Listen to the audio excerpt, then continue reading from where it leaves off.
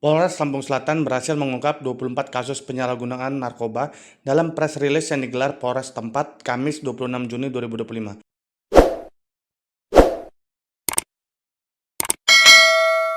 Kapolres Lampung Selatan AKBP Yusriandi Yusrin mengatakan pihaknya mengamankan 34 tersangka. Dari jumlah 34 tersangka tersebut, 33 orang laki-laki dan 1 orang perempuan. Kasus narkoba tersebut merupakan periode April sampai dengan Juni.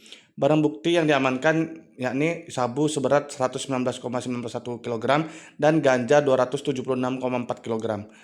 Pengungkapan kasus tersebut merupakan kegiatan rutin yang ditingkatkan atau KRYD di Spot Interdiction pintu masuk Pelabuhan Bakauheni. Mereka merupakan jaringan Sumatera dan Pulau Jawa.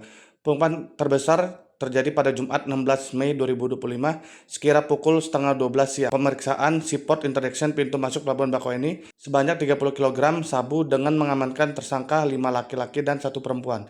Ia menjelaskan modus operandinya dengan cara yakni pasangan suami istri tersebut menaiki kendaraan bus.